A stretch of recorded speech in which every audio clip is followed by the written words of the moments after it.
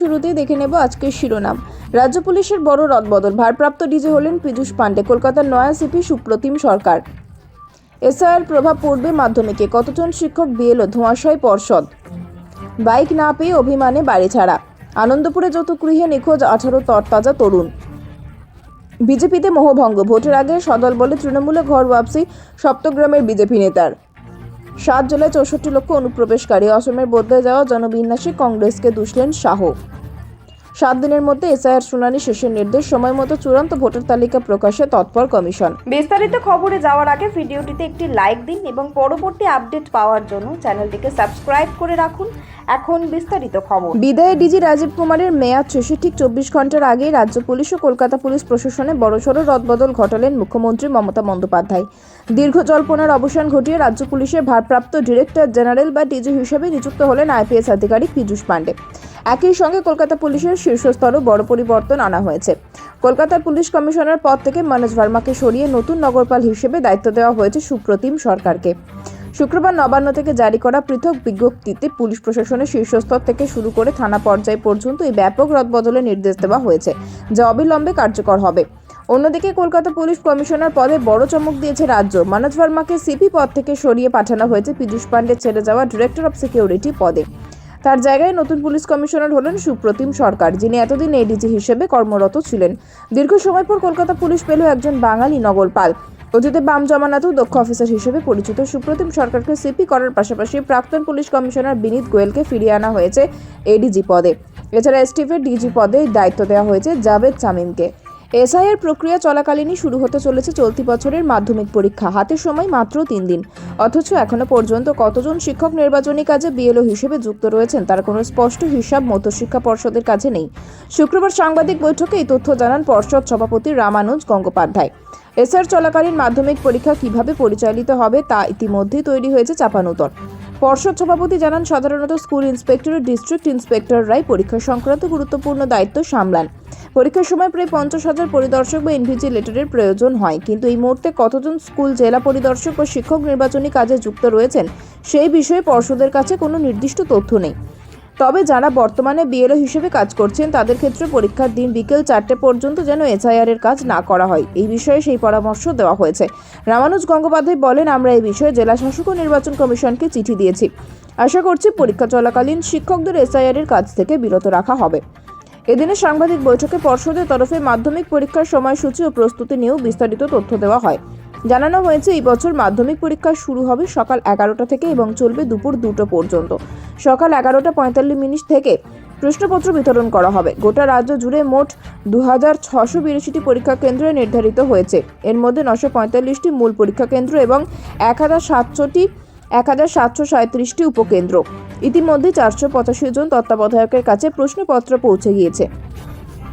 এছাড়াও নাম নথিভুক্তকরণ সংক্রান্ত একাধিক পর্ষদ সভাপতি তিনি জানান, মধ্যশিক্ষা পর্ষদের অধীনে প্রায় 9000-এর বেশি স্কুল রয়েছে। তার মধ্যে কয়েকটি স্কুল ডিসেম্বর মাস পর্যন্ত পরীক্ষার্থীদের নাম এনরোলমেন্ট করেনি। সেই কারণে 27 ও 28 জানুয়ারি ফের পোর্টাল খোলা হয়।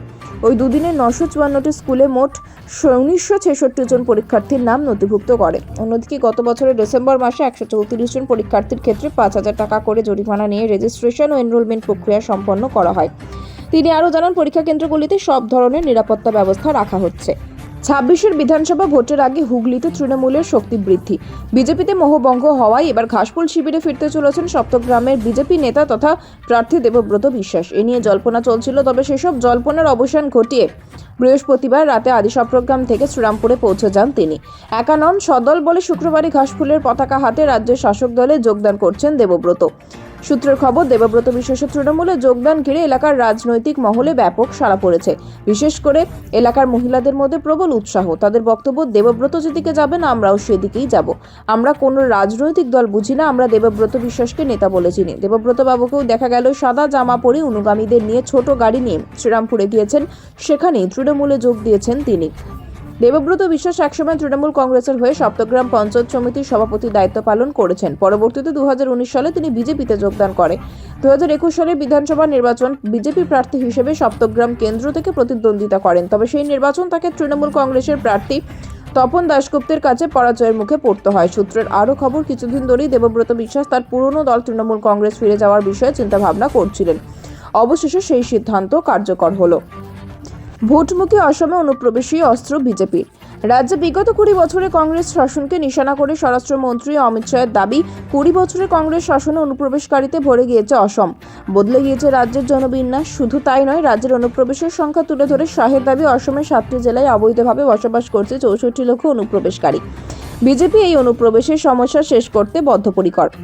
অরুণাচল সীমানা শেষে ধেমাজি জেলায় এক অনুষ্ঠানে উপস্থিত হয়ে কংগ্রেসকে তুলোধনা করেন অমিত শাহ। তার অভিযোগ, কংগ্রেসের শাসনকালে অসমের জনবিন্যাস সম্পূর্ণরূপে বদলে গিয়েছিল। অনুপ্রবেশকারীর সংখ্যা 0 থেকে বেড়ে দাঁড়িয়েছিল 64 লক্ষ। রাজ্যের 7টি জেলায় অনুপ্রবেশকারীরা হয়ে ওঠে সংখ্যাগুরু। ভয়াবহ এই পরিস্থিতি বদলাতে বিজেপিকে ফের নির্বাচিত করার আবেদন জানিয়ে শাহ বলেন, যদি আপনারা অসমে অনুপ্রবেশ বন্ধ করতে চান তাহলে বিজেপিকে ভোট দিন এবং তৃতীয়বারের জন্য এখানে বিজেপির সরকার প্রতিষ্ঠা করে এই অনুপ্রবেশকারীদের বিরুদ্ধে লড়াই হিমন্ত বিশ্ব শর্মার হাতে শক্তিশালী করুন।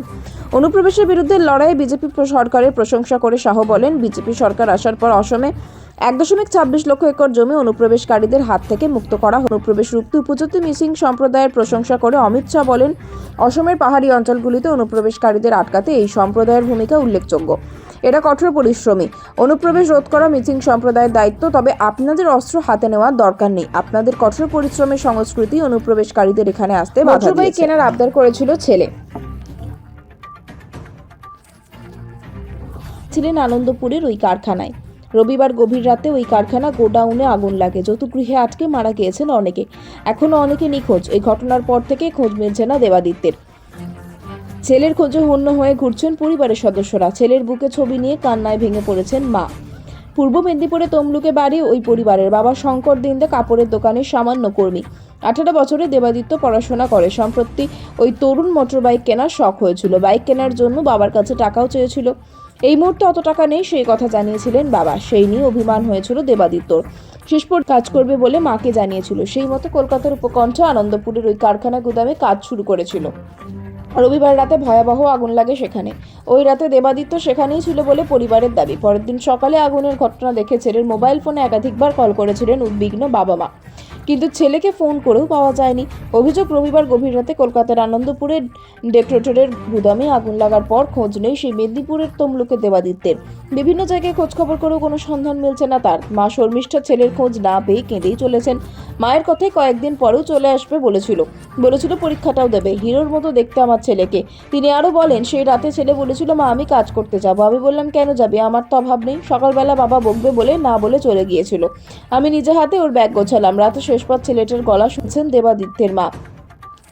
কেঁদেই চলেছেন দেবাদিত্যের বাবাও। আনন্দপুরের অগ্নিকাণ্ডে তমলুক ব্লকের শালিগারচক, ধনীচকে 2টি গ্রামের প্রায় 6 জন নিখোঁজ, এখনো আহত অবস্থায় বাড়ি ফিরেছে। বঙ্গে ভোটের আগে এসআইআর এর কাজে নিয়ে কমিশনের বিরুদ্ধে বিস্তর অভিযোগ উঠেছে। বিশেষত আনম্যাপড লজিক্যাল ডিসক্রিপেন্সির নামে বহু ভোটারকে যে শুনানির জন্য নোটিশ পাঠিয়েছে নির্বাচন কমিশন, তাতে অযথা হয়রানির অভিযোগ উঠেছে। অভিযোগ, তুচ্ছ কারণে তাদের শুনানি কেন্দ্রে ডেকে পাঠানো হচ্ছে। পাশাপাশি এসআইআর এর কাজে দায়িত্বপ্রাপ্ত রাজ্যের আধিকারিকরাও সংশয় প্রকাশ করেছেন যে এত মানুষকে শুনানিতে ডাকা হলে 14 ফেব্রুয়ারির মধ্যে চূড়ান্ত ভোটার তালিকা প্রকাশের কাজ পিছিয়ে যাবে। এই পরিস্থিতিতে শুক্রবার কাজ দ্রুত শেষ করার জন্য একগুচ্ছ নির্দেশিকা জারি করল নির্বাচন কমিশন। লক্ষ্য একটাই, সময় মতো চূড়ান্ত তালিকা প্রকাশ করা। 31 জানুয়ারি বিকেল 5টার মধ্যে শুনানির নোটিশ পাঠাতে হবে ভোটারদের। বিএলওরা সেই নোটিশ পৌঁছে দেবেন 1 ফেব্রুয়ারি বিকেল 5টার মধ্যে। তারপর আর কোনো নোটিশ গ্রাহ্য নয়। আগামী 7 দিনের মধ্যে অর্থাৎ 7 ফেব্রুয়ারির মধ্যে শুনানির যাবতীয় কাজ শেষ করার নির্দেশ দেওয়া হয়েছে। 2 ফেব্রুয়ারির মধ্যে শুনানি কেন্দ্রে ভোটারদের হাজিরা তথ্য টাঙাতে হবে। আগামী 2-3 দিনের মধ্যে মাইক্রো অবজারভারদের তুলে নিতে হবে। তারা রোল অবজারভারদের কাজে সাহায্য করবেন। সিস্টেমে আপলোড হওয়া সমস্ত ডিজিটাল নথি micro observer, roll observer input এবং ইয়ারোদের সুপার চেকিং করতে হবে। এসআইআর শুনানি শেষে সেই সংক্রান্ত তথ্য আপলোড করার পর তা সুপার চেকিং করতে হবে ডিইও অথবা বিশেষ পর্যবেক্ষকদের। উল্লেখ্য, কলকাতায় নির্বাচন কমিশনের ফুল বেঞ্চ এসেছে। শুক্রবার রাজ্যের সিইও অফিসে এ নিয়ে বৈঠক হয়েছে। এরপরই এসআইআর এর কাজে দায়িত্বপ্রাপ্ত আধিকারিকদের কাজের সময়সীমা বেঁধে দিল কমিশন। প্রতিটি ধাপের কাজের জন্য নির্দিষ্ট সময় ঠিক করে দেওয়া হলো।